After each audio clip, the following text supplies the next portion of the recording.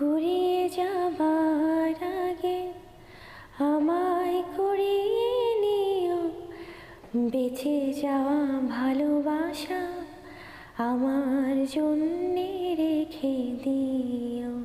ইচ্ছে আছে আমার গান গাওয়ার, যদি সুযোগ হয়ে ওঠে। চ্যানেল 9-এর এক বিশেষ সাক্ষাৎকারে টিভি স্ক্রিনে বুবলির গান অপুর সামনে চালিয়ে দেওয়া হয় এবং সেটি বসে বসে শুনছিলেন অপু বিশ্বাস।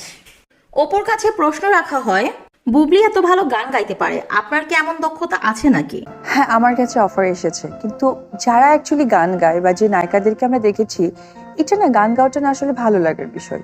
এটা তাদের একটা অন্য ধরনের বুদ্ধিমানের পরিচয় দেওয়া এবং অন্য ধরনের একটা ট্যালেন্ট।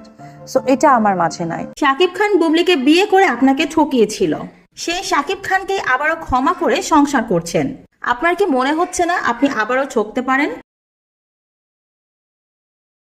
ডিসিশনটা টাফ বলবো না, কারণ ডিসিশনটা অ্যাকচুয়ালি মানুষের ভালোবাসা থেকে আসে। আমি যে মানুষটাকে ভালোবাসি, সেই মানুষের ভালোটাই আমার কাছে সবচেয়ে ইম্পর্ট্যান্ট। সো ওইখানে আমার কি নেওয়া উচিত কি নেওয়া উচিত না, ওটা থেকে ইম্পর্টেন্ট তার ভালোটা কি। কারণ একজন ঘরের মানুষ হয়ে আমার উচিত তাকে সাপোর্ট করা, কারণ আমি যদি তাকে সাপোর্ট না করি, সে তো আর আমার কাছে স্বর্ণ গহনা চাইতে আসেনি।